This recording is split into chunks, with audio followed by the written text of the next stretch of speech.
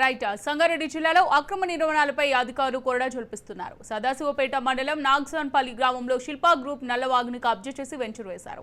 ఈ నెల మొదటి వారంలో వాగు కబ్జాకి గురి కావడంతో వరద నీరు మొత్తం హైవేపైకి వచ్చింది. పట్టాదారుల ఫిర్యాదు మేరకు శిల్పా వెంచర్ యాజమాన్యానికి అధికారులు నోటీసులు జారీ చేశారు. రెవెన్యూ, ఇరిగేషన్ అధికారులు నాలను పరిశీలించి సర్వే నిర్వహిస్తున్నారు.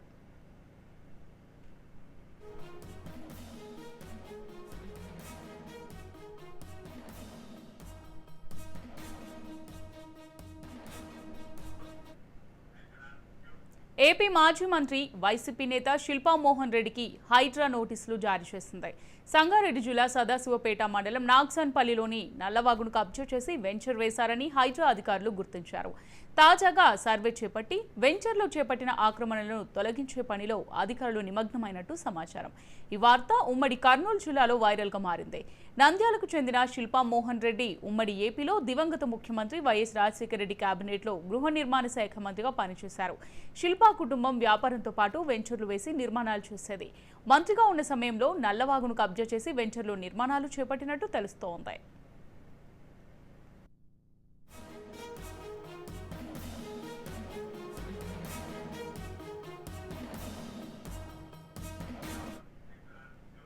ఇక ఇటీవల భారీ వర్షాలు భాగ్యనగరాన్ని ముంచెత్తాయి. దీంతో చెరువులు, కుంటలు, ప్రభుత్వ స్థలాల్లో చేపట్టిన అక్రమ కట్టడాలపై సీఎం రేవంత్ రెడ్డి ఉక్కుపాదం మోపారు. హైడ్రా పేరుతో ఆక్రమణలు, చెరువులు, కుంటలు, కాల్వలను కబ్జా చేసి నిర్మించిన ఆక్రమిత కట్టడాలను కూల్చివేస్తూ కబ్జాదారుల గుండెల్లో రైళ్లు పరిగెత్తించారు.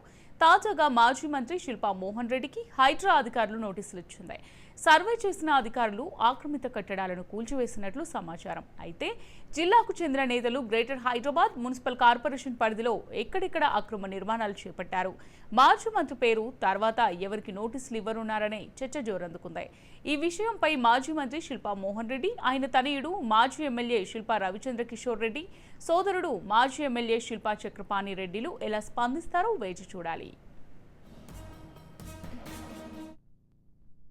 పట్టా నెంబర్స్ మధ్యలో ఒక నేచురల్ స్ట్రీమ్ ఉంది.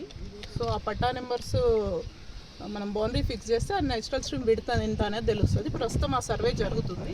ఆ సర్వే కంప్లీట్ అయినాక మీకు పూర్తి వివరాలు తెలియజేస్తాం. అదే సర్వే జరుగుతుందండి. సర్వే జరిగిన తర్వాత ఎంత ఉంది ఏంది అనేది మేము చెప్పగలుగుతాం. ప్రజెంట్ అయితే సర్వే జరుగుతుంది. Survey number 627, 626, 628. మొన్న వర్షాలు, అధిక వర్షాలు పడినప్పుడు ఓవర్ఫ్లో ఉంది.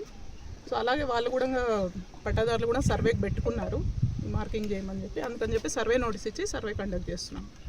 మనకి కాలువ విడ్త్ బఫర్ జోన్లో ఎటువంటి నిర్మాణాలు చేపట్టడానికి లేదండి. కాలువలో కానీ కాలువ పక్కన బఫర్ జోన్లో ఎటువంటి నిర్మాణాలు చేపట్టడానికి లేదు.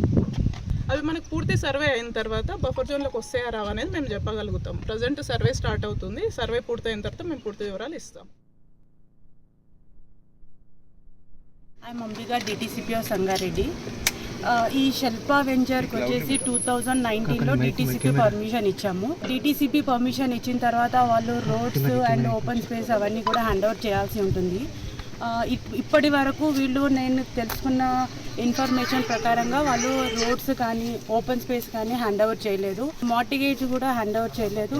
రీసెంట్లీ మాకు తెలిసింది ఏంటంటే వాళ్ళు నాలాని ఎన్క్రోచ్ అయ్యారని. ఈ రోజు ఆ నాలా ఎన్క్రోచ్మెంట్ గురించి అనేసి ఇక్కడికి వచ్చాం. యాక్చువల్గా ఈ కన్స్ట్రక్షన్ యాక్టివిటీస్ అంతా కూడా లోకల్ బాడీయే చూసుకుంటుంది. Panchayat secretary has to take action on the construction. నేను ఆల్రెడీ ఇన్ఫార్మ్ చేశాను యాక్షన్ తీసుకోమని చెప్పేసి.